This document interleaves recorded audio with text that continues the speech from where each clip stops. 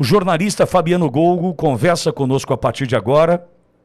E essa conversa se dá por conta de um vídeo que apareceu para mim ontem no meu TikTok, né, do Fabiano, falando sobre Eduardo Borgo, vereador aqui em Bauru, e me chamou a atenção. Chamou a atenção porque estamos falando sobre o mesmo assunto, né? O assunto é comum.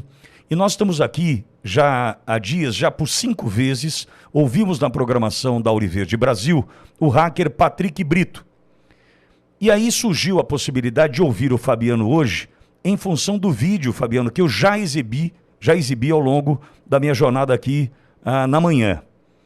E quero lhe dizer que estamos na mesma luta, Fabiano, e a tua luta ela é mais antiga que a minha, afinal de contas, você está tratando disso há mais tempo do que eu. Tua vida sob risco, por isso fora do Brasil, com todas as consequências de quem quer a apuração de um fato. Vejo dessa forma. Estou errado? Bom dia, seja bem-vindo, Fabiano. Bom dia, muito obrigado pelo convite. Isso me lembra agora há pouco, minha mãe me escreveu uma mensagem dizendo cuidado. Eu disse, olha, ela tem uma filha delegada. Então, delegado, jornalista, faz parte o perigo, o risco. E eu estou aqui em Praga, então eu estou mais longe do perigo. É verdade que a coisa é grande. Quando eu me dei conta, e a gente vai chegar a isso ao longo da entrevista, que esse Patrick César da Silva Brito, do qual eu não sou amigo, pelo contrário, que ele me hackeou, ele infernizou minha vida, a mãe dele está me processando, mas eu tenho que defender ele quando eu vejo que ele virou vítima, né, de um esquema muito maior. Ele é apenas uma ferramenta. Mas o principal é quando eu me dei conta que ele guardava a resposta para uma pergunta que nos interessa a todos, que tem a ver com a facada no ex-presidente Jair Bolsonaro, o que tem a ver com Adélio Bispo, o que tem a ver com quem está por trás, né? Quem é o mandante, se há mandante, há ou não há, enfim. Então, mas isso é para mais adiante na entrevista, porque eu acho que as pessoas, para conseguirem entender como é que eu cheguei a essa conclusão, como é que o Patrick chegou a essa informação, a gente tem que descobrir, né, todo o caminho, todo o contexto. Onde você entra nessa história, Fabiano? Como é? Onde você entra nessa história toda? Como é que você começa a tua relação com essa história? Então, eu conheci o Patrick já em 2018, foi antes da facada, e isso é importante na história toda, foi por junho de 2018. Ele pegou um táxi, estava em Porto Alegre, ele é de Araçatuba, né, São Paulo, mas estava em Porto Alegre, em função de um amigo, e esse taxista estava levando ele até um amigo, e conversa vai, conversa vem, ele disse que estava atrás de um jornalista, porque ele tinha umas informações muito importantes sobre um grupo de professores de universidade iranianos que estariam no Brasil ajudando no desenvolvimento do programa nuclear iraniano, que sofre um embargo, né, dos Estados Unidos. Então eles estariam por aqui fazendo algumas partes do quebra-cabeça desse desenvolvimento. E ele queria passar essas informações, mas como ele não era jornalista, não tinha credibilidade, era o filho de uma funcionária de uma gráfica e neto de uma faxineira, ninguém levava ele a sério. E eu, prontamente, estava visitando Porto Alegre, eu moro em Praga, na República Tcheca, desde 1997. Eu dirigi aqui 5 revistas, revistas como a Veja, Isto É, revista Época, revistas de notícias, e 2 jornais, um jornal aqui na República Tcheca e um jornal no Brasil, o jornal Hora de Santa Catarina, em Florianópolis. Então eu estava aqui na República Tcheca, mas fui visitar o Brasil, visitar minha mãe em Porto Alegre quando isso aconteceu. O taxista me ligou, ele me conhecia por causa de uma outra função, o lançamento de um aplicativo tipo Uber, que me chamaram para eu conhecer o aplicativo. Ele estava lá, nós fizemos amizade, ele me levou para casa como taxista, e aí essa foi a conexão, essa foi a ponte. E aí ele me mandou um WhatsApp perguntando se eu queria conhecer esse passageiro que tinha essa história, e eu, como jornalista, óbvio, mesmo que fosse fajuta, eu queria saber. Nós nos encontramos e foi assim que começou a relação. E foi só isso que aconteceu no início. Eu passei essas informações que ele me deu para uns amigos do jornal Clarim, na Argentina, que tem uma expertise específica com relação ao Irã, por causa de uns atentados que aconteceram, né, contra a embaixada israelense anos atrás. Também passei para um especialista que na época trabalhava na Veja, eu até esqueci o nome dele, Coutinho, acho que era Leonardo Coutinho, talvez seja o nome dele, e ele era especialista em terrorismo, estava em Washington. passei essas informações para ele, passei para o Glenn Greenwald, né, do The Intercept. Basicamente, eu cheguei à conclusão de que aquelas informações elas estavam meio que requentadas, tinha alguma coisa de verdade, outras não. Eu, inclusive, falei com dois desses professores iranianos, já não estavam mais no Brasil, um deles estava na Virgínia, nos Estados Unidos, e aí eles basicamente me dissuadiram, dizendo que isso era uma vingança pessoal, que não tinha verdade. Eu fui e confrontei o Patrick, né, disse, olha, não é verdade, eu não posso publicar isso na Europa, nem passar para os meus colegas. Foi aí que surgiu, né, a conexão com essa coisa de Adélio, de Bolsonaro, etc. O Patrick, ele não gostou de eu ter colocado ele na posição de mentiroso. Me deu algo que não era verdadeiro. Então ele quis me provar que ele realmente era um hacker, porque o Glenn Greenwald me disse que ele não é hacker, ele é cracker. A diferença é que ele sabe quebrar a burocracia, fazer algumas falsificaçõezinhas para ter a identidade e entrar nos sistemas. É diferente do que o hacker faz, que é um pouco mais complicado. E eu disse isso para ele, isso feriu os brios dele, quando eu disse que ele era um cracker e não um hacker. Foi aí que ele disse, olha, eu sou tão bom hacker que... E ele tinha 25 anos, então ainda é uma mentalidade um pouco, né, imatura, que quer provar até para um estranho, que era eu, que aquela ofensa, aquele insulto não era verdadeiro. Ele disse, eu acabei de ser contratado pelo fulano de tal. O fulano de tal é o tal, o político, que está todo mundo querendo saber quem é. Eu sou filho de advogados, irmão de advogados, primo de advogados. Eu sei que eu não posso, só baseado no fato de que eu ouvi do hacker e depois eu verifiquei algumas evidências que apontam para a veracidade do que o hacker fez. E devo lembrar às pessoas que eu não sou repórter há milhões de anos, desde a década de 90. Eu sou editor-chefe. O editor-chefe é uma pessoa que filtra exatamente o repórter que quer aparecer, que vai trazer as notícias, muitas vezes, formatadas para atender aos interesses ideológicos deles.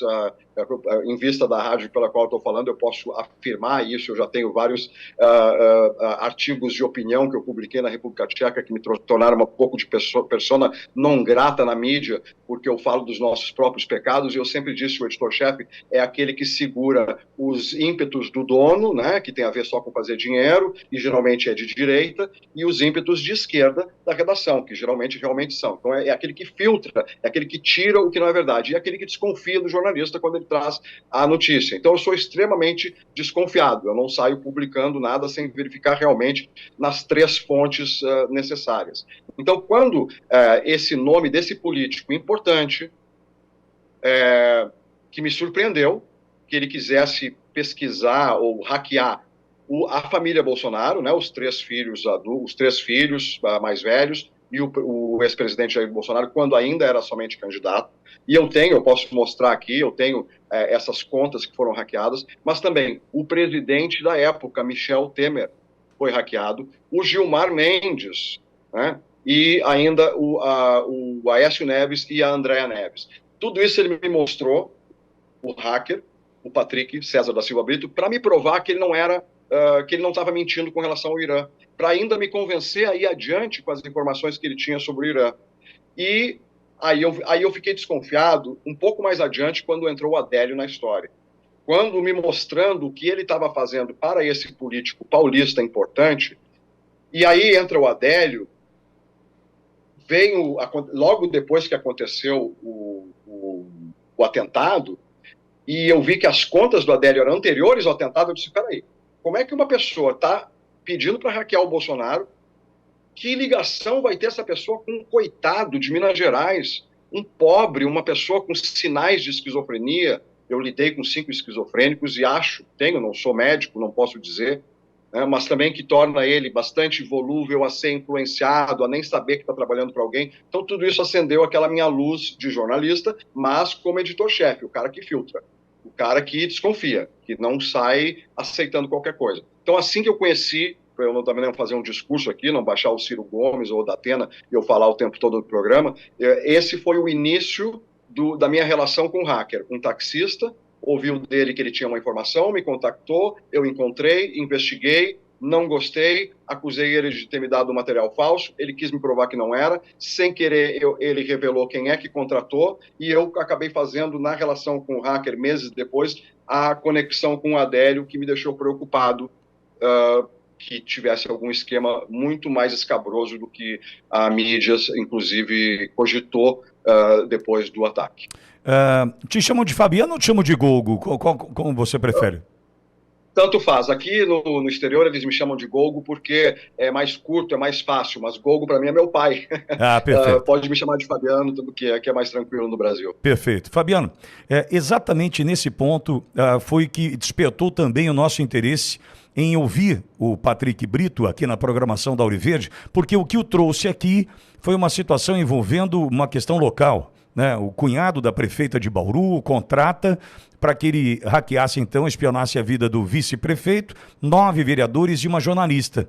Só que no meio dessa conversa toda, tratando de Bauru, surge a história do presidente Bolsonaro, ainda na condição de deputado federal, pré-candidato à presidência da República, o hackeamento do Jair Bolsonaro, dos 3 filhos, Flávio, Eduardo e Carlos, e no meio disso tudo o hackeamento antecedendo 6 de setembro de 2018, data do ataque em Juiz de Fora, o hackeamento de Adélio Bispo. Inclusive, esses documentos que você tem e diz ter aí, Fabiano, eu já mostrei aqui. Já mostrei na rádio na última terça-feira. Então, todos estão cientes de que, de fato, nós temos documentos que mostram que Adélio Bispo estava no radar do Patrick Brito, contratado por um político importante aqui de São Paulo.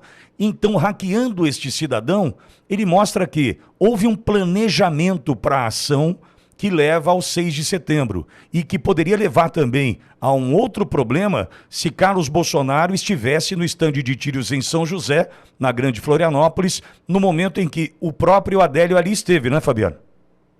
Exatamente, porque me chamou muita atenção essa questão do Adélio, que é uma pessoa pobre, ter saído de Minas Gerais para ir para Florianópolis e para clube de tiros, que é para quem tem dinheiro, né?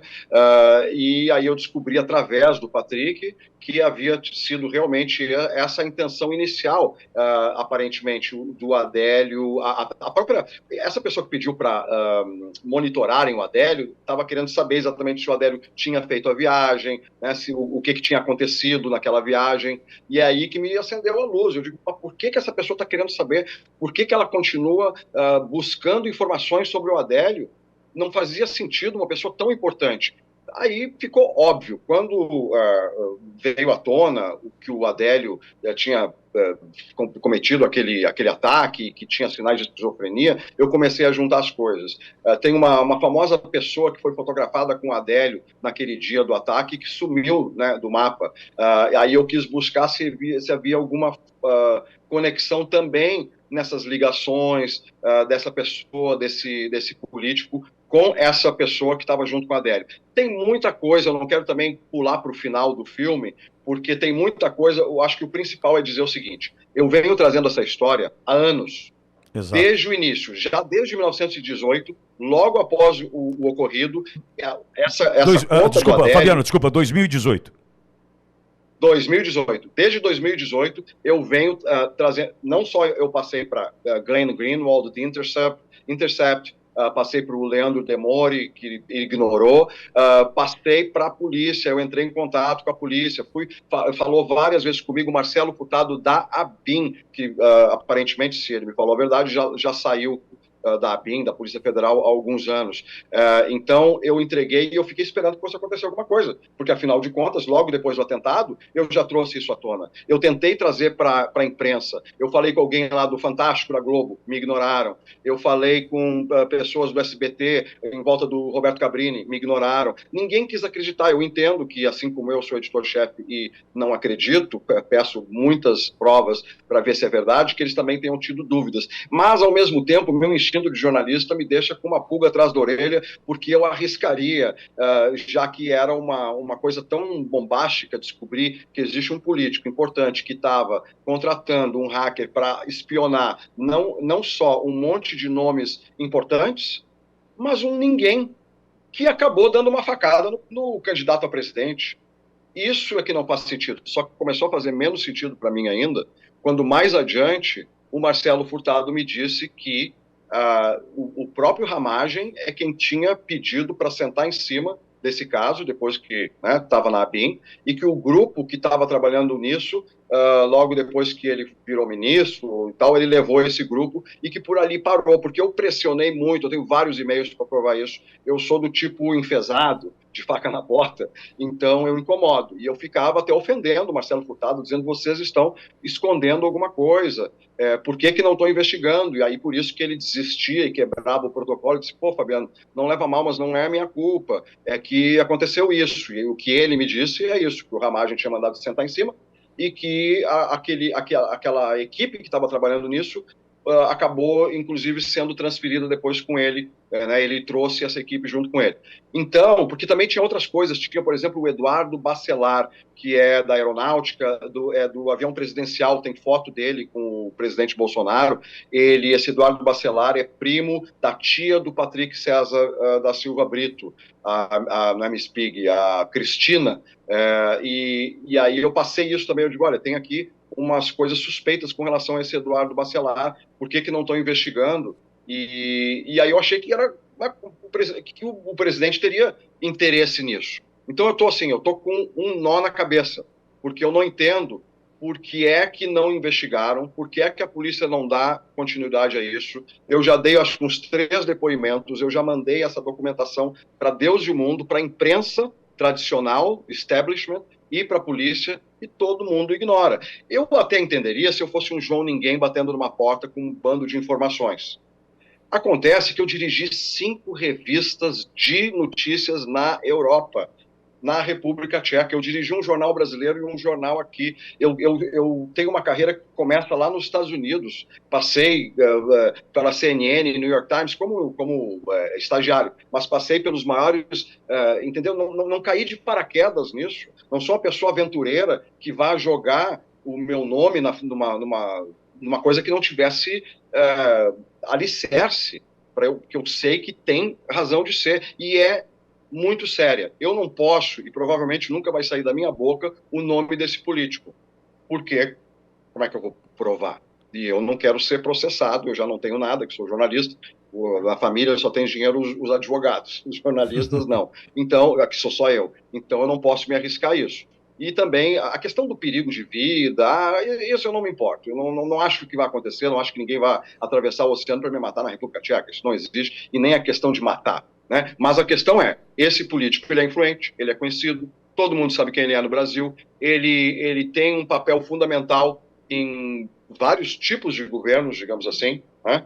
Para não ficarem pensando direita, esquerda, vamos pensar mais para o centro, mas eu não posso chegar e simplesmente revelar isso. O que eu posso é continuar a dar as evidências. Eu entendo perfeitamente, Fabiano, e respeito a tua posição e certamente farei o mesmo. Porque tudo leva a crer que faltava uma peça nesse quebra-cabeça e que a gente tem agora essa peça, né? Em função dessa descrição, por mais sutil que seja, né, que você traz para a nossa audiência.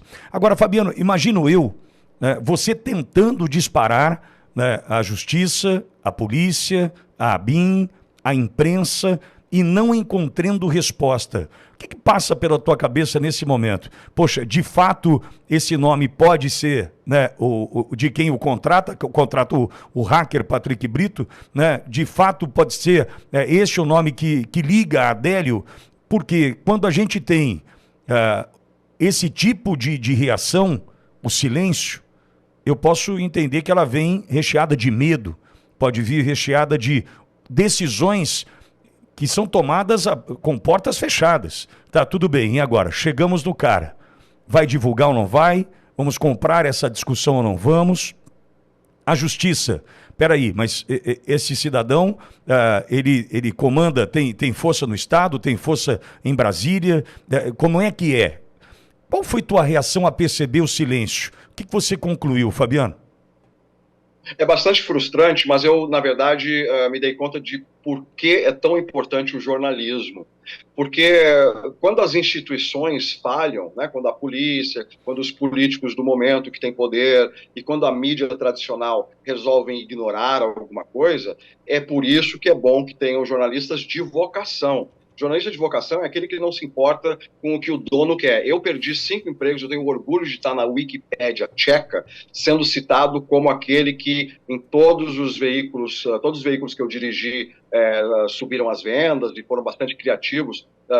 Lá está escrito como o seu diretor, mas saiu batendo as portas de todos eles, é assim que terminou a descrição. Esse batendo as portas é porque em cada um desses veículos chegou um momento que ou o departamento comercial ou o dono queriam que eu fizesse alguma coisa que não é jornalismo, e eu disse, eu não faço, e todos os editores-chefe acabam fazendo porque não querem perder o luxo, o dinheiro, a posição, o poder. Eu me arrisquei e perdi, e me dei mal. Mas eu não consigo, porque para mim é uma vocação. Eu decidi, é uma coisa daquelas coisas de filme, eu tinha 10 anos, eu decidi que eu ia ser jornalista, eu nunca mais larguei isso, eu poderia e deveria ter sido advogado como toda a minha família, e estaria me dando bem, mas é algo que eu não consigo, está dentro de mim. Então, tem gente que desconfia, acha que isso é papo, eu não sou político, não sou candidato a nada, então não ganho nada dizendo isso. Mas, e só perdi na vida. Então eu fiquei, ao mesmo tempo que frustrado, eu fiquei me sentindo como justificado, né? Essa minha luta de ser um jornalista que vai atrás da verdade vale a pena, porque agora eu estou aqui. Demorou anos, mas essa história agora vai estourar, porque finalmente estão querendo ouvir o que aconteceu. Então, eu fiquei frustrado, mas ao mesmo tempo eu sabia que com o tempo isso ia acabar tendo relevância e que eu não iria ter me arrependido de ter ido à frente com isso. Então, eu acho que a gente chegou agora na hora certa, tem que se descobrir que, em primeiro lugar, essas pessoas que ficam dizendo, lá no meu TikTok, teve um monte de gente dizendo, que facada, é faqueada, é fake. Que coisa mais ridícula isso, pessoas que não sabem, que não sangrou, não sabem que... Dão um Google e vão descobrir que é um absurdo, é uma bobagem criar esse tipo de teoria da conspiração. Mas com essa informação que eu tenho, eu sei que não pode ter sido uma coincidência dos céus que esse Adélio estivesse lá e que a facada realmente tenha acontecido. Fabiano... O problema é a... Diga. Não, pois não, pois não. Não. Pode falar. Não, é porque você citou o Adélio, tem um Adailton no chat dizendo que tem a ver o Adélio ser pobre. É simples. Ele viajou para Florianópolis, ele viajou para Juiz de Fora, ele teve o amparo de advogados que custariam uma fábula. Não é isso, Fabiano? Exatamente, essa questão, como é que ele faria, além dos problemas mentais que ele aparentemente tem, como é que ele teria essa organização toda, como é que ele saberia que o Carlos Bolsonaro pratica tiro em um determinado clube de tiros. Possível se ele fosse um jornalista, ele até descobriria um policial ou uma pessoa porque olha para a cara do Adélio, vamos ser sinceros, dá para ver que ele é um cara muito simples mentalmente, se não tem problemas mentais, no mínimo é um iletrado. Então, para ele sozinho fazer todo esse plano é difícil. Então, a pobreza do Adélio não é uma ofensa. A pobreza do Adélio é um indício de que ele não teria como ter planejado tudo isso sozinho e que tem algum patrocinador por trás. E é muito fácil descobrir esse patrocinador. Eu não consigo acreditar que a Polícia Federal brasileira não tenha os instrumentos para fazer rapidamente essa ligação. Agora, Fabiano, ao mesmo tempo, entendo eu, conhecendo um pouco do presidente Bolsonaro, que ele seja aquele que mais anseia de fato, deseja de fato, a solução disso.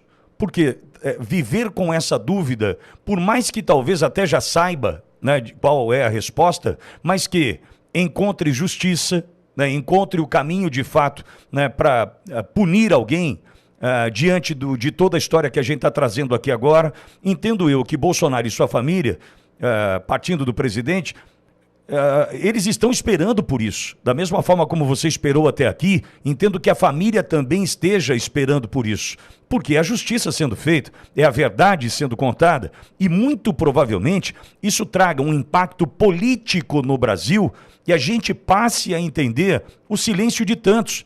Porque quando a gente fala da contratação de um hacker, por exemplo, aqui em Bauru, Fabiano, vou trazer de novo aqui para o meu quintal. Quando a gente fala de Bauru, o objetivo da contratação do Patrick era encontrar podres, encontrar situações que poderiam ser usadas para chantagear vice-prefeito, vereadores e um jornalista. Então, quando se usa dessa prática, a gente já entende qual é o objetivo. E a gente pode passar a entender também o silêncio de tantos, não é, Fabiano? É verdade. O silêncio pode ter a ver com o fato de que essa figura política, ela tem tentáculos, é como um polvo, ela circula bem por todos os lados. E eu até suspeito que o presidente Jair Bolsonaro, ao ter mais ou menos se dado conta de que poderia ser essa pessoa, se ele deu uma olhada nessas provas todas, também deve ter feito a conexão, de fato eu não vi ele tendo, digamos, grandes relações, manteve uma certa desconfiança nas relações com essa pessoa. Eu já estou até dando uma dica aqui, mais ou menos, né? Mas, de fato, eu vi que o Bolsonaro, a partir dali, não deu confiança, digamos assim, para esse jogador da política brasileira que tem uma peça fundamental, tem um território fundamental, tem uma certa força que muita gente acaba precisando dele para o tilt da balança ir para um lado ou para o outro. Agora, Fabiano... Agora... Um detalhe só, porque a gente falou aqui do Carlos Bolsonaro e, de fato, me veio à tona o seguinte, que a gente não falou aqui. Tudo bem, foi feito o atentado mais adiante contra o então candidato a presidente Jair Bolsonaro. Mas a ida de Adélio Bispo ao clube de tiro foi meses antes, porque ele queria, pelo que eu entendi das conversas com o Patrick, ele queria praticar o atentado no Carlos Bolsonaro, vulgo Carluxo. Por quê? Porque é quem é corresponsável pela eleição do presidente Bolsonaro com a tática das redes sociais, né? Ele sempre foi reconhecido como um dos principais estrategistas do presidente, do pai dele. Então, essa pessoa não estava tentando eliminar o estrategista para não permitir que o presidente Bolsonaro chegasse à presidência? E ao mesmo tempo, é o que fica. E ao mesmo tempo um recado para um pai. Né? Imagina, o filho eliminado. Exato. Num recado para quem estava disputando uma eleição. Tem também esse ponto, né, Fabiano? Porque o presidente Bolsonaro ficaria até, da maneira como ele tem essa relação tão próxima com os filhos, ele ficaria destruído. E isso prejudicaria a própria campanha presidencial dele. Então, além de tirar o estrategista, esse jogador político estaria tirando o próprio candidato Jair Bolsonaro da disputa. Então, quem sabe esse jogador político estava querendo outro político de direita para ser o principal, o predileto. Agora, e tem outra participação aqui, e eu estou filtrando todas elas até para que a gente ganhe em tempo e possa te ouvir cada vez mais aqui.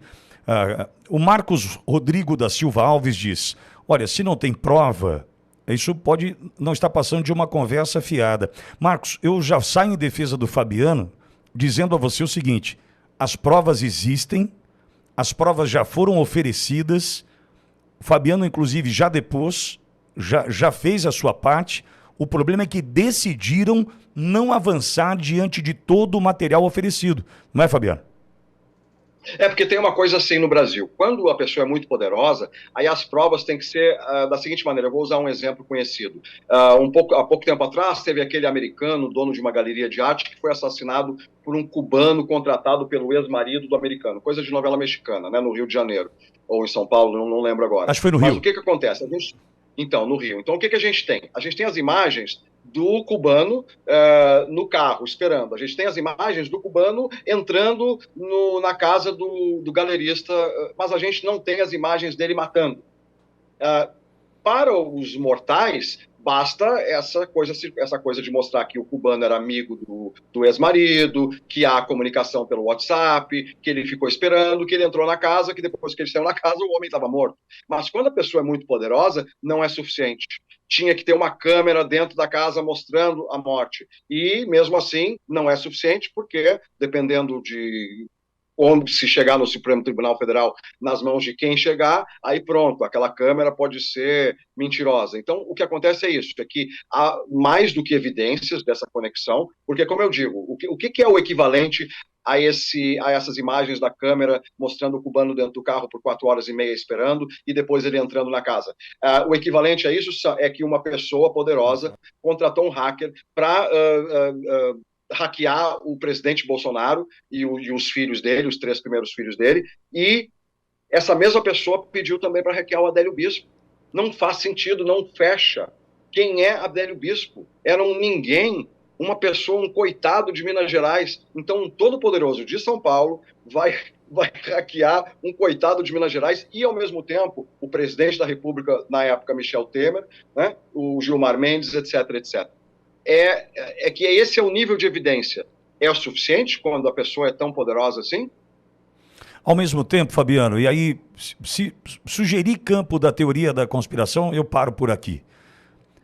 Mas é importante a gente lembrar da mudança repentina, uns 180 graus, de muitos ao longo da sua jornada. Então, por exemplo, nós tínhamos alguém que era lavajatista, como a gente diz aqui, pró-Lava Jato. E num determinado momento, deixa de ser, passa a atacar e assume o compromisso de desmontar nitidamente a operação que colocou no Brasil corruptos na cadeia. Quando a gente... Verdade.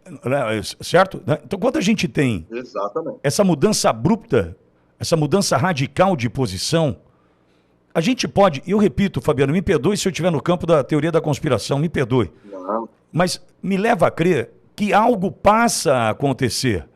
E aí você me diz de outros hackeados, né, pelo Patrick Brito, e que contratado foi para hackear personalidades. Imaginar que eu contrato para hackear Michel Temer, eu contrato para hackear Gilmar Mendes, aí presidente Bolsonaro, filhos, e Adélio Bispo? O Adélio é um peixe fora da água total aí, não é? Mas só voltando aos demais já citados aqui, quando a gente percebe, dentre esses, mudança de comportamento e posicionamento, a gente passa a poder, mesmo que no campo da teoria da conspiração, imaginar o que acontece. Será que hackeado foi? Conteúdo inadequado, impróprio foi encontrado? O que será que acontece? Para alguém mudar de posicionamento com tanta brevidade, né, e sem nenhum medo, aparentemente de uma maneira destemida. Não sei se eu estou divagando já, Fabiano, mas é que a gente vai tentando juntar peças e a gente vai encontrando respaldo no que você traz. Até às vezes eu acho que tem um pouco a ver como aquela coisa do livro da Agatha Christie, do Expresso Oriente, onde todos mataram, desculpe quem não leu, né? Todos deram uma facada no coitado do morto, então ninguém entrega um ao outro, porque são todos culpados. Então o que acontece é o seguinte, talvez esteja tanta gente hackeando tantas outras pessoas que todo mundo fica quietinho porque também foi hackeado. Mas de fato houve uma série de mudanças, viradas de casaca na política brasileira que foram notórias, e estranhas e inesperadas. Então não se sabe se não são fruto exatamente desse tipo de ação de bastidores, de hackeamento que deve estar acontecendo entre muitos políticos. A questão da Lava Jato, aliás, é um ótimo exemplo. No jornalismo também, né, Fabiano? Teve mudança de sim. Casaca aí inacreditável, né? No jornalismo teve muita coisa, muita gente virou de casaca por oportunismo, óbvio, né? Mas eu fiquei desconfiado, até uma coisa que ninguém fala, que é o Glenn Greenwald. Porque o Glenn Greenwald, ele teve uma mudança, mas até no caso dele foi uma mudança de esquerda para direita, mas foi... a morte do David Miranda, o marido dele, eu achei muito estranha, muito à la Kremlin. O cara está fazendo jovem, bastante saudável visualmente, está fazendo campanha, do nada tem uma coisa gástrica extremamente séria, ao ponto não só de parar no hospital, mas em coma. E por meses passa nessa situação e morre. E se pouco fala nele, né, não tem homenagens, não aparece com os filhos, não sei o que mais, e ao mesmo tempo o Glenn Greenwald mudou completamente de posição.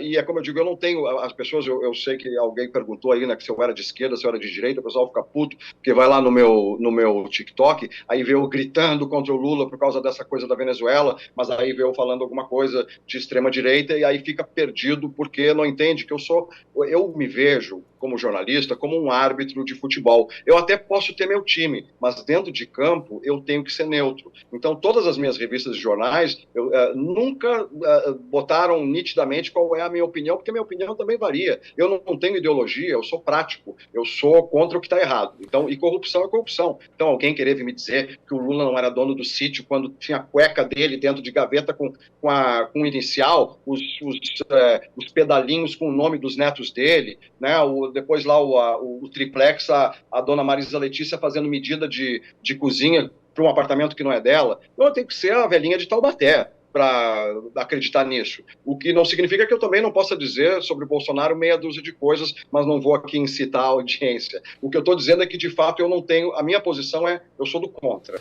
Agora... eu não estou aqui para bater palma para ninguém. Então, eu também fico... Até nessa questão do hacker, é importante ressaltar que eu não sou amigo dele, ele me hackeou, nós tivemos 3 brigas, 3 fases, onde aí eu voltei a me dar com ele, até porque aí eu tive interesse em continuar a descobrir essas coisas, então fiz de conta que era amigo dele para conseguir as informações. Ele me aprontou várias vezes, só que agora, depois que ele foi preso, depois que veio à tona essa coisa da Operação Raio-X de Araçatuba, depois que eu fui contactado por um jornalista chamado Lázaro, e eu fiquei brabo com ele porque ele não estava publicando as coisas que eu estava mandando, eu comecei a ficar desconfiado. Depois que eu descobri quem era o Cotaite, o tal de delegado Cotaite de Araçatuba, investiguei, vi todas as acusações, morte, coisas horríveis, coisas assim de seriado americano. Aí eu comecei a ver que esse Patrick, no fundo, era uma vítima. Então, até em função de eu ter essa função de árbitro, ou seja, mesmo eu tendo uma posição, ou seja, eu não gosto dele, eu tenho que defendê-lo porque ele está sendo vítima de um esquema maior. É como prender o balãozinho que está vendendo ali um quadradinho de maconha na esquina e o traficante está lá no condomínio de luxo. Não é certo isso, e é por isso que eu estou combatendo. Esse Patrick César da Silva Brito, que aí como é que é o nome do secretário de Segurança aí de São Paulo, que teve aí o Renite, como é? O Derrite. O Derrite tentou desacreditar ele, porque é uma pessoa que está presa, que foi condenada pelo Ministério Público. Ora, o presidente Bolsonaro foi condenado pelo Ministério Público também, o Alan dos Santos também está foragido. Quer dizer, não é por isso que a gente vai tirar a credibilidade da pessoa que está foragida ou que está condenada pelo Ministério Público. O Patrick César da Silva Brito deve ter os seus pecados, inclusive cometeu vários deles contra mim, né, me tirando meu Facebook, meu e-mail, mandando coisas íntimas minhas para meus familiares. Mesmo assim, eu comecei a ver que ele virou um bode expiatório que está pagando por algo que quem a gente tem que ir atrás é de quem contratou. Nessa questão de Araçatuba, tem que ir atrás desse delegado Cotaite, que é quem está por trás, quem contratou, e não do aviãozinho, né? Como a questão lá da morte da Marielle Franco, quem é o mais importante, é o Rony Lessa, ou quem quer que tenha mandado o Brasão, ou sei lá quem foi. O importante são os dois, é claro, mas quem mandou tem que ter uma pena maior, porque a ideia foi dele. O outro está fazendo isso por dinheiro, porque o Patrick é um coitado. Quando eu vi a vida dele, ele é filho, entre aspas, bastardo, porque a mãe dele teve um filho com o primo, aí a família toda se virou contra eles, então ele foi criado sendo maltratado pelo tio, um tal de Vaguinho, que tem desmanche de caminhão em Araçatuba, e aí o Patrick começou a ser hacker. Eu achei até uma coisa poética isso que aconteceu. Ele tinha 8 anos de idade, ele assistia o programa Bom Dia e Companhia no SBT de desenhos animados. Chegava o tio dele, Vaguinho, na hora do almoço, e queria trocar para o jogo aberto na Bandeirantes para assistir o futebol. E ele era tratado feito lixo, não interessa o que a criança quer. Ele conseguiu desmontar o controle remoto e fez lá uma ponte que toda vez que apertava na Bandeirantes caía de volta no SBT. Então, se foi o primeiro ato dele. Esse primeiro ato foi um ato de defesa de uma pessoa que estava sendo discriminada a vida inteira por algo que ele não fez, que é ser filho do tio. Então, ali que começou essa habilidade dele. E aí depois eu fui vendo o que aconteceu ao longo do tempo, e quando eu vejo que ele foi contratado por esses grandalhões, como esse político, que tem a ver com Adélio, e depois, lá em Araçatuba, com esse delegado, que tem a ver com essa Operação Raio-X, e é ele quem foi preso, e os dois estão ricos e poderosos, enquanto ele está pobre na Sérvia, aí é esse meu espírito de jornalista de Joana d'Arc, que mesmo eu não gostando dele, eu não achando certo um hacker ser hacker, eu tenho que defender o cara, porque aqui ele está de vítima.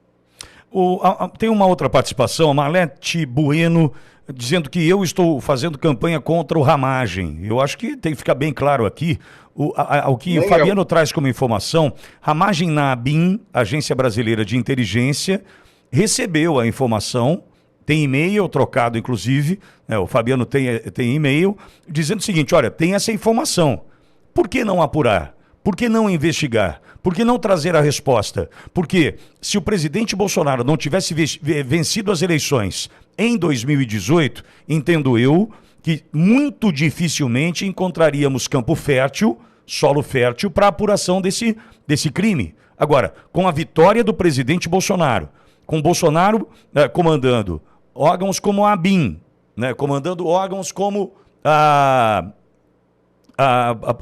Polícia Federal, na batuta do ministro da Justiça, enfim, diante de tudo que tinha nas mãos o presidente Bolsonaro, me explica como a gente não conseguiu solucionar esse crime. Então, não é uma campanha contra o Ramagem, mas é importante dizer que teve a oportunidade de apurar e não apurou, né, Fabiano? Exatamente. Eu estou tentando virar a câmera aqui de volta. Desculpe que eu estava tentando mostrar os e-mails aqui para a ABIN, ó, Marcelo Furtado, ABIN. Eu só estou agora... aqui, vou conseguir botar de volta a câmera para mim. Peraí só um pouquinho. Erro técnico. Vamos ver se eu consigo agora. Não estou conseguindo. Quem sabe que eu virar assim? Vocês estão me vendo? Sim, sim. Eu é que não estou vendo vocês agora, que eu virei aqui, porque eu não consegui trocar. Mas, enfim, eu estava mostrando que eu tenho uma quantidade enorme de e-mails que eu mandei para o Marcelo Furtado da ABIN. Essa questão do Ramagem, ninguém está dizendo que o Ramagem sentou em cima por motivos espúrios. É que tem ramificações políticas. Esse nome, provavelmente o presidente Jair Bolsonaro decidiu que seria melhor não mexer nesse vespeiro. Tipo, é bom saber, sei com quem estou lidando, mas não temos provas também, que são evidências. O escândalo seria muito grande, tiraria a atenção daquele início de governo, e poderia acabar... Enfim, eu acho que talvez tenha sido uma questão de tatização, de tática política, né? Não sei, não estou, portanto, dizendo que o Ramagem fez isso por algum motivo corrupto ou algo do tipo. Nessa questão toda, é muito difícil entender por que tanto a mídia, mas principalmente as polícias estão sentando em cima, a não ser em cima do fato de que esse nome é grande, é importante e talvez não queiram mexer nesse vespeiro para não ter consequências políticas. Agora, Fabiano, entendo eu que o que você está disposto a fazer, como esteve desde o início, é contribuir. Porque o que nós estamos fazendo aqui também, desde quando surge essa história, né, de hackeamento, presidente Bolsonaro, seus filhos, Adélio Bispo, enfim, o que a gente está pedindo é investigação. O que nós encontramos aqui ontem em Bauru, numa resposta do secretário de Segurança Pública do Estado de São Paulo, Guilherme Derrite, foi estarrecedor, do ponto de vista de fugir do cerne da questão, tentar desqualificar o Patrick Brito e criar uma situação irreal. Ontem, desejo eu que tenha sido por confusão, por mera confusão, criou-se uma situação ou um novo fato que não corresponde com a realidade, dizendo que um escrivão de Bauru, não existe nada disso. Então perceba, naquele momento, durante uma entrevista coletiva, criou-se uma confusão, inclusive entre os repórteres, porque surge ali, na voz do secretário de Segurança Pública do Estado de São Paulo, um novo fato. Estamos investigando também o escrivão de Bauru. Não existe. Não existe. Né? Inclusive depois ficou provado, o vereador Eduardo Borgo mostrou. Não, estamos tratando de um caso envolvendo Araçatuba. Esses personagens todos estão em Araçatuba, não tem ninguém de Bauru, mas naquele momento, veja, confusão, estratégia, ou seja lá o que for, desconcertou os repórteres numa entrevista coletiva que foi, ao meu ver, improdutiva. Por quê? Não conseguimos a resposta, houve a desqualificação da pessoa no intuito de atacar o mensageiro e não a mensagem, que a prioridade é olhar a mensagem e não o mensageiro. E dessa forma, vejo eu, Fabiano, que nós precisamos agora, mais uma vez, nos colocar à disposição e dizer o seguinte: a gente tem como contribuir. Tem alguém disposto a ouvir? Você tem esperança que isso de fato aconteça, Fabiano? Estou achando cada vez mais difícil. Ninguém está querendo abrir essa caixa de Pandora. Mas deveriam, é uma obrigação que a gente tem com a história do Brasil.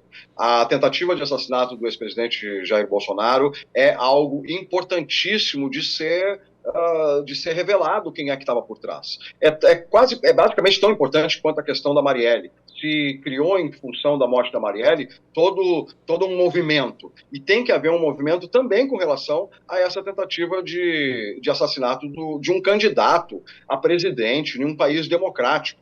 Isso é uma coisa que é muito séria. E por isso que eu fico frustrado que até agora, eu acho que deveria haver uma CPI em cima disso. Se fizer uma CPI com aquele outro hacker, que é um coitado, que é de Araraquara, as pessoas estão achando que é o mesmo, né? Nós temos dois hackers diferentes, um é de Araçatuba, o outro é de Araraquara. Mas aquele da Lava Jato, Vaza Jato, o cara virou casaca, uma hora ele está de um lado, outra hora está do outro, aquilo lá criou uma CPI. Tem que criar uma CPI em função desse hackeamento, porque ele é muito mais importante. Entendo eu, Fabiano, que hackeados, chantageados, devem encontrar um caminho para uma união e, quem sabe, a gente criar um processo de libertação. É inevitável, porque a resposta que nós procuramos, né, com todas as dicas que você já trouxe, por mais sutil que tenham sido todas as dicas, mas nós sabemos do que se trata, veja um processo de libertação. Não é ingenuidade da minha parte, mas imaginar que hoje, provavelmente, a gente tem uma parcela destes que aí estão chantageados, que estão ali acuados e por conta disso não se posicionam. Imagine esse cidadão com a possibilidade de se libertar. Imagine você, esse cidadão me ouvindo agora, com a possibilidade de falar assim, ó, tudo bem, hackeou, encontrou, chantageou, mas eu posso me libertar? É o caminho. Seja via CPI dentro da Câmara, via CPI dentro do Senado, CPMI juntando as duas casas, mas o que nós estamos tentando mostrar aqui é que algo precisa ser feito no que tange à investigação de fato e chegarmos à conclusão. Vejo que pode caminhar por um processo, inclusive, de libertação, viu, Fabiano? É verdade, e também a gente tem que levar em consideração isso que acabou de ser falado com relação ao mensageiro, porque o Patrick está lá na Sérvia sem dinheiro, sem poder voltar para o país dele, porque se ele volta para o Brasil ele vai ser preso. E imagina o que vai acontecer com ele na prisão se ele estava denunciando a polícia, basicamente. Então ele precisa também ter uma proteção, porque esse político, obviamente, se o nome dele vier à tona, a família, eu fico preocupado, até a mãe do Patrick está até me processando, né, por eu ter dito que ela estava envolvida nos truques dele, para verem como eu sou completamente neutro nessa história. Mas a coitada está lá correndo perigo de vida, ela e a mãe dela, duas mulheres morando sozinhas, a avó dele ainda uma senhora de 70 e poucos anos que ainda faz faxinas para sobreviver, né? Então eu acho que também, com o tempo, eu até acho que tinha que ser feita uma união de pessoas de bem para tentar ajudar a tirar essas duas mulheres de Araçatuba e colocá-las em algum lugar protegido, para que possa finalmente ser revelado esse nome. A minha família não tem perigo. Então, se eu algum dia tiver que revelar esse nome, eu disse que eu revelo em CPI, eu revelo para autoridades como um juiz, né? Não vou estar revelando para qualquer policialzinho que não leva para frente a coisa. Então, para autoridades máximas, eu não tenho problema de dizer o que eu sei, o que eu ouvi, a conclusão a que eu cheguei. E imagino que o Patrick seja a mesma coisa, mas ele não vai fazer isso sabendo que a avó dele e a mãe dele estão lá no Brasil sem proteção e que ele não tem dinheiro sequer para ele. Porque eu estava vendo, inclusive, os valores que ele cobrou, fiquei até com pena. Ele ganhou uma miséria para fazer todos esses trabalhos, deveria ter cobrado muito mais. Sim, mesmo porque diante de todo o risco, e é importante ressaltar que a mãe, olha a situação, a mãe do Patrick abre mão do serviço de proteção à testemunha porque ela teria que abrir mão de se comunicar com o filho que está na Sérvia. O amor de mãe, nesse momento, falou mais alto. Essa senhora está sob risco, e todos sabemos que sim, porque ela decide continuar a conversar com o filho. Olha o tamanho da importância dessa relação. Então, é um risco assumido. Eles são muito ligados. Eu até citei, inclusive, isso no meu depoimento, porque, de fato, eu notei que o Patrick, como muitos hackers, ele é muito solitário. Por isso que ele, inclusive, procurou essa relação comigo e por isso que a gente teve esses vários momentos em que ele se abriu novamente, porque ele precisava. O hacker, ele vive, né, sozinho, ele e o computador. Mas a ligação que ele tem com a mãe dele é muito forte. Eu não tenho essa ligação, então eu fiquei impressionado de ver. Então eu fico imaginando o sofrimento tanto dela quanto dele de estarem nessa situação. É como eu disse, ele cometeu crimes, ele fez errado, ele não deveria ser hacker, ele deveria usar a inteligência dele para outros fins, né? Ele é muito inteligente. Mas ele, infelizmente, foi por esse caminho. E a mãe dele colaborou. No entanto, mesmo assim, a gente tem que entender que eles estavam numa situação financeira bastante difícil, né? E é difícil ainda mais para a pessoa que é inteligente e sabe que tem capacidade de estar lá em cima, mas não está lá em cima por causa dessas escadas sociais que a gente tem no Brasil, que dificultam, dependendo né, quem é teu pai, tua mãe, a tua aparência física, dificultam a gente ir parar no mesmo nível né, que acima daquele de onde a gente veio. Então, eu fico com pena dessa mãe que tem só ele de filho e só tem ele na vida e está agora pagando, botaram a mulher no camburão, na frente de todos os vizinhos, maltrataram ela, deixaram ela e a mãe dela, uma setentona, esperando em chão frio de delegacia, ou seja, maldades desnecessárias com as pessoas que não são as responsáveis, porque a gente não pode nunca condenar uma mãe por estar apoiando um filho, nem até o filho assassino, porque é um instinto de mãe.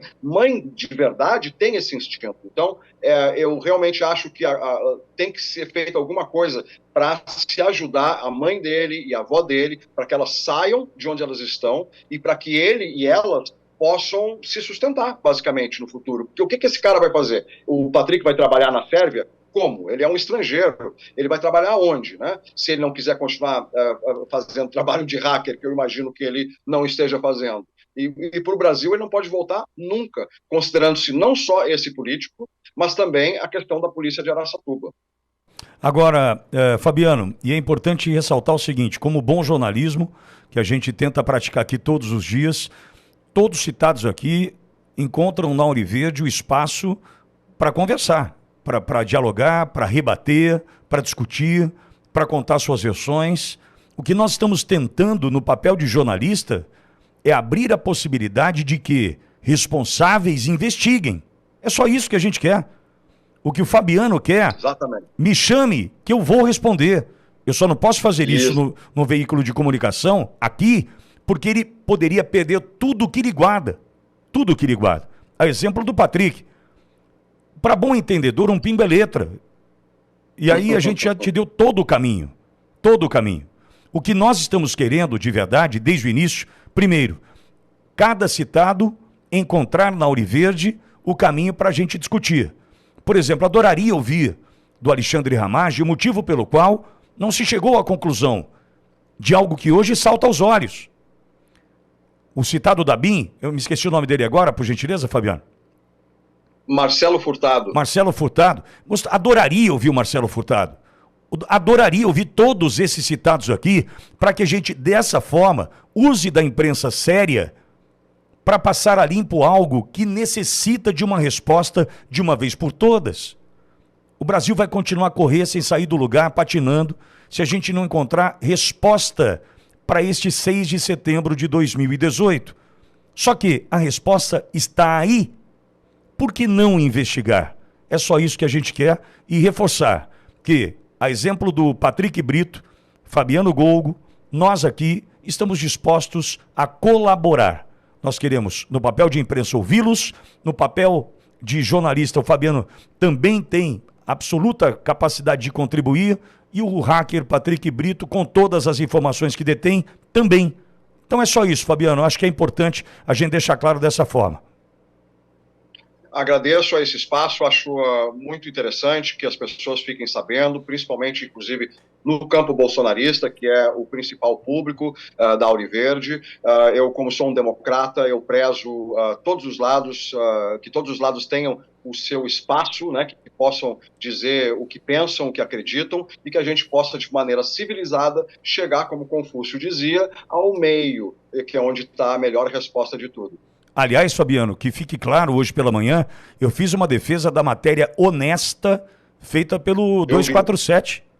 Foi uma matéria honesta. Eu vi, parabéns. Eu não assisto 247, porque tem que ter um pouco de estômago para isso, mas eu vi essa defesa, achei muito digna, achei correta, acho que é assim que nós jornalistas e também o público tem que lidar, tem que parar com essa coisa de, ele é bolsonarista, ele é lulista, porque todo mundo tem um pouco de verdade, todo mundo, é como quando a gente fica doente, aí vem a avó dizendo para tomar um chá de não sei o quê, o pai querendo que tome uma injeção. Quem é que está certo, quem é que está errado? O que importa é o seguinte, mesmo que o chá ou a injeção seja a verdadeira resposta para aquela doença, o importante é que ambos partiram do mesmo princípio, a vontade de que eu ficasse saudável. Eu tenho certeza que uma pessoa de esquerda e uma pessoa de direita, ambos acham que tem a solução, que tem o ingrediente, a receita certa. E aí, eu não posso condenar uma pessoa que acha que é certo, sei lá eu, ser de um partido ou de outro, ou apoiar um candidato ou outro. Eu vejo defeitos em todos. Eu sou péssimo. Eu não consigo votar, né, porque eu consigo achar defeitos em todos. Mas então, por isso mesmo, eu acho que a gente tem que parar com essa divisão entre seres humanos. Nós não somos diferentes, porque a intenção é a mesma. Por mais boba que seja a receita dada para melhorar o mundo, da esquerda ou da extrema esquerda ou da extrema direita, ela vem ela vem de dentro da pessoa com boa vontade. Ninguém está querendo dar uma solução de mundo para destruir o mundo, né? Tá achando que é o chazinho que vai resolver e não a injeção. Então, eu achei muito digna essa defesa do 247, apesar de eu não assistir, e acho que é isso. A gente tem que ir por esse caminho, parar com essa bipolarização e procurarmos sermos... A gente tem que ser pragmáticos, ver o que é solução para os nossos problemas. E, diga-se de passagem, em política, a gente não tinha que estar discutindo coisas subjetivas, existenciais, mas sim o preço do leite, o asfalto, a indústria, e não as questões pessoais. Mas isso aí já é o meu posicionamento. Mas então, muito obrigado pelo espaço. Espero que esse espaço seja multiplicado, que a gente possa falar também com as autoridades, com a polícia, com os políticos, de preferência com uma CPI, e as provas são todas aqui. É só querer que a gente coloca à disposição. Fabiano Golgo, obrigado, querido, pela sua atenção com a Auriverde Brasil. Desejo que nos encontremos novamente. Fabiano, um abraço.